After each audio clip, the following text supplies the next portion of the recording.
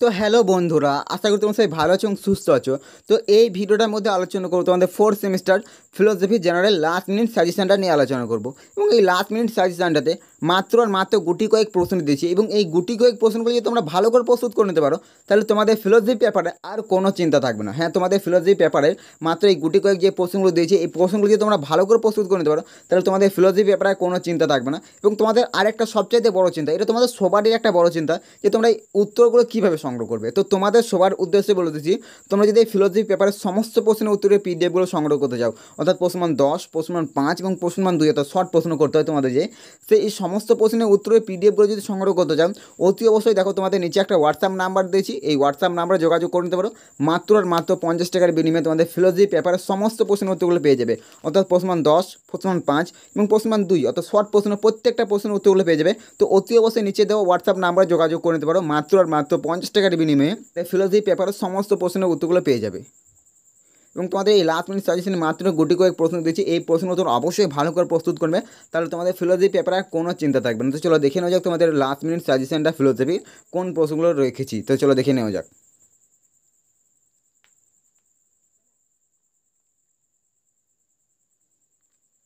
তো দেখো, তোমাদের সমকালীন ভারতীয় দর্শন fourth semester philosophy general suggestion 2024 paper করেছে CC1D বা GE4, এবং এটা বর্ধমান ইউনিভার্সিটি সাজেশন। তো চলো দেখে নেওয়া যাক, সাজেশনগুলো দেখে নেওয়া যাক। তো দেখো, প্রথমে প্রশ্নমান 10-এর সাজেশনটাই আলোচনা করে দিচ্ছি। প্রশ্নমান 10-এর তোমাদের মোট 4টি প্রশ্ন থাকে, সেখান থেকে তোমাদের 2টো প্রশ্ন করতে হয়। আমি এখানে মোট 5টা প্রশ্ন দিয়েছি, এবং এই 5টা প্রশ্নের উত্তর যদি ভালো করে প্রস্তুত করে নাও, তোমাদের কিন্তু আর 2টো প্রশ্ন নিয়ে কোনো চিন্তা থাকবে না। তোমরা অতি অবশ্যই 5টা প্রশ্ন ভালো করে প্রস্তুত করবে। এবং তোমাদেরকে প্রথমে বলে দিচ্ছি, তোমরা যদি এখনও পর্যন্ত উত্তর প্রস্তুত করতে পারো, অতি অবশ্যই যে হোয়াটসঅ্যাপ নাম্বার দিয়েছি ওই হোয়াটসঅ্যাপ নাম্বারে যোগাযোগ করে নিতে পারো। মাত্র আর মাত্র 50 টাকার বিনিময়ে তোমাদের ফিলোসফি পেপারের সমস্ত প্রশ্নের উত্তরগুলো পেয়ে যাবে। তো দেখো, প্রশ্নমান 10-এর প্রথমে যে প্রশ্নটা দিচ্ছি, এই প্রশ্নটা ভালো করে দেখে নাও। অরবিন্দের মতে যোগ শব্দের অর্থ কী, তার অখণ্ড যোগের ধারণাটি ব্যাখ্যা করো। অরবিন্দর মতে যোগ শব্দের অর্থ কী, তার অখণ্ড যোগের ধারণাটি ব্যাখ্যা করো। প্রশ্ন তোমাদের 10 নম্বরের জন্য মোস্ট ইম্পর্টেন্ট, খুবই গুরুত্বপূর্ণ একটা প্রশ্ন। এই প্রশ্নের উত্তরটা ভালো করে প্রস্তুত করে নিতে। চলো 2 নম্বর প্রশ্ন দেখে নেওয়া যাক। এবং 2 নম্বর প্রশ্ন দেখো, এই প্রশ্নগুলো সমান কিন্তু গুরুত্বপূর্ণ, প্রত্যেকটা প্রশ্ন কিন্তু খুবই গুরুত্বপূর্ণ। অবশ্যই তোমরা এই প্রত্যেকটা প্রশ্নের উত্তর ভালো করে প্রস্তুত নিয়ে, তোমাদের প্রশ্নমান 10-এর মাত্র 5টা প্রশ্ন দিয়েছি, এবং এই 5টা প্রশ্ন তোমরা অবশ্যই ভালো করে প্রস্তুত করবে। এবং প্রথমে যে 4টে দিয়েছি, এই 4টে প্রশ্ন কিন্তু সবচেয়ে গুরুত্বপূর্ণ। তো চলো দেখে নেওয়া যাক। 2 প্রশ্ন দেখে নাও। একেশ্বরবাদ কি, ইকবালকে অনুসরণ করে ঈশ্বরের গুণাবলী ব্যাখ্যা করুন। একেশ্বরবাদ কি, ইকবালকে অনুসরণ করে ঈশ্বরের গুণাবলী ব্যাখ্যা করো। এবং প্রশ্নটা তোমাদের একটু ঘুরিয়েও দিতে পারে, সেক্ষেত্রে দেখে নাও তোমাদের কিন্তু প্রশ্ন অনেক ঘুরিয়ে ফেলবে। সেক্ষেত্রে দেখে নাও, ইকবাল ঈশ্বর বলতে কী বোঝেন, তাকে অনুসরণ করে ঈশ্বরের স্বরূপ ব্যাখ্যা করো। ইকবাল ঈশ্বর বলতে কী বোঝেন, তাকে অনুসরণ করে ঈশ্বরের স্বরূপ ব্যাখ্যা করো। এই প্রশ্ন দুটোই কিন্তু খুবই গুরুত্বপূর্ণ। তো চলো 3 নম্বর প্রশ্ন দেখে নেওয়া যাক। এবং 3 নম্বর প্রশ্ন দেখে নাও। গান্ধীর মতে অহিংসা কী, সংক্ষেপে আলোচনা করো। গান্ধীর মতে অহিংসা কী, সংক্ষেপে আলোচনা করো। এই প্রশ্নটাই খুবই গুরুত্বপূর্ণ প্রশ্ন। অবশ্যই তোমরা এই প্রত্যেকটা প্রশ্ন ভালো করে প্রস্তুত করবে।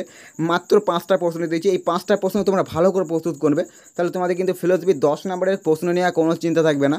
তো চলো পরবর্তী প্রশ্ন দেখে নাও। এবং 4 নম্বর প্রশ্ন দেখে নাও। বিবেকানন্দকে অনুসরণ করে জ্ঞানযোগের স্বরূপ ব্যাখ্যা করো। বিবেকানন্দকে অনুসরণ করে জ্ঞান যোগের স্বরূপ ব্যাখ্যা করো। এবং চলো 5 নম্বর প্রশ্ন দেখে নাও, এবং শেষ প্রশ্নটা দেখে নাও ভালো করে। প্রাতিষ্ঠানিক ধর্ম বলতে রবীন্দ্রনাথ কী বুঝিয়েছেন, রবীন্দ্রনাথকে অনুসরণ করে ধর্মের স্বরূপ ব্যাখ্যা করো। প্রাতিষ্ঠানিক ধর্ম বলতে রবীন্দ্রনাথ কী বুঝিয়েছেন, রবীন্দ্রনাথকে অনুসরণ করে ধর্মের স্বরূপ ব্যাখ্যা করো।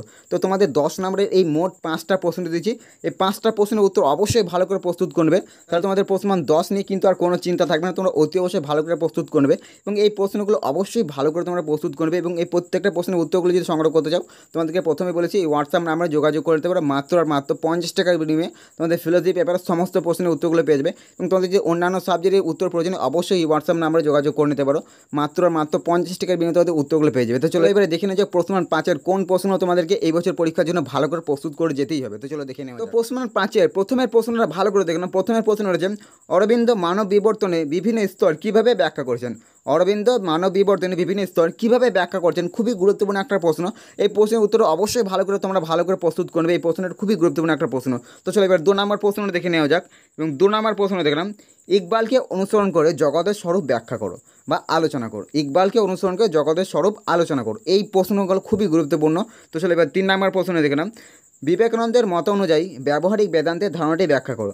বিবেকানন্দের মত অনুযায়ী ব্যবহারিক বেদান্তের ধারণাটি ব্যাখ্যা করো। এই প্রত্যেকটা প্রশ্নই এতটাই গুরুত্বপূর্ণ যে কোন প্রশ্নটা কখন ফেলে দেবে এটা বলা মুশকিল। কাজে তোমরা এই প্রত্যেকটা প্রশ্নের উত্তরগুলো অবশ্যই ভালো করে প্রস্তুত করবে। তো চলো এবার পরবর্তী প্রশ্ন দেখে নাও এবং 4 নম্বর প্রশ্ন দেখে নাও।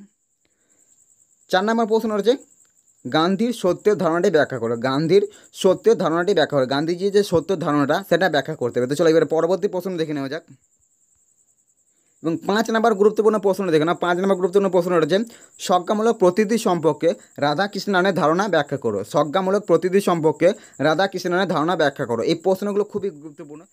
এবং 6 নম্বর গুরুত্বপূর্ণ প্রশ্ন দেখলাম অমঙ্গলের সমস্যা সম্পর্কে রবীন্দ্রনাথের মতামত ব্যাখ্যা করো। অমঙ্গলের সমস্যা সম্পর্কে রবীন্দ্রনাথের মতামত ব্যাখ্যা করো। এবং চলো 7 নম্বর প্রশ্ন দেখলাম এবং 7 নম্বর প্রশ্ন হচ্ছে রাধাকৃষ্ণনের অনুসরণে ধর্মের অভিজ্ঞতা স্বরূপ ব্যাখ্যা করো।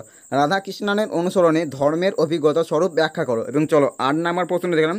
8 নম্বর প্রশ্ন হচ্ছে বিবেকানন্দের মায়া তত্ত্বটি ব্যাখ্যা করো। বিবেকানন্দের মায়া তত্ত্বটি ব্যাখ্যা করো। এবং শেষ প্রশ্ন দেখে নাও 9 নম্বর প্রশ্ন দেখে নাও রবীন্দ্রনাথের অসীম ও সসীম মানুষের স্বরূপ আলোচনা করো। রবীন্দ্রনাথের অসীম ও সসীম মানুষের স্বরূপ। তো এই ভিডিওটার মধ্যে আলোচনা করে দিলাম তোমাদের 4th semester general philosophy last minute সাজেশনটা নিয়ে আলোচনা করে দিলাম। এবং লাস্ট মিনিট সাজেশনে প্রশ্নমান 5-এর মোট 9টা প্রশ্ন দিয়েছি এবং প্রথমে যে 6টা প্রশ্ন দিয়েছি প্রশ্নমান 5-এর ওই 6টা প্রশ্নের উত্তর অবশ্যই ভালো করে প্রস্তুত করবে, কারণ ওই 6টা প্রশ্ন খুবই গুরুত্বপূর্ণ। মোস্ট ইম্পর্টেন্ট 6টা প্রশ্ন।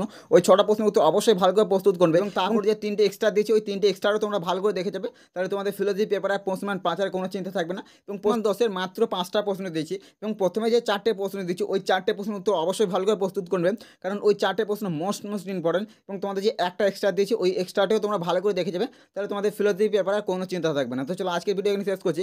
এবং তোমরা যদি এখনও পর্যন্ত চ্যানেলটা সাবস্ক্রাইব করি অবশ্যই চ্যানেলটা সাবস্ক্রাইব করে নিতে পারো, কারণ এই চ্যানেলটাতে বর্ধমান বিশ্ববিদ্যালয়ে বিভিন্ন প্রিভিয়াস ইয়ার কোশ্চেন বা সাজেশন এবং উত্তরগুলো নিয়ে আলোচনা করে থাকি। তো তোমরা যদি এখনও পর্যন্ত চ্যানেলটা সাবস্ক্রাইব করি অবশ্যই চ্যানেলটা সাবস্ক্রাইব করে নিতে পারো। এবং ভিডিওটা তোমরা যদি এখনও পর্যন্ত একটা লাইক দিওনি, তো তোমাদের যদি ভিডিওটা কোনো উপকার এসেছে অবশ্যই একটা লাইক দিতে ভুলবে না। তো চলো আজকের ভিডিও এখানে শেষ করছি। দেখা হচ্ছে পরবর্তী অন্য কোনো ভিডিওতে। এবং ভিডিওটা যখন দেখার জন্য তোমাদের অসংখ্য ধন্যবাদ। তো চলো দেখা হচ্ছে পরবর্তী ভিডিওতে।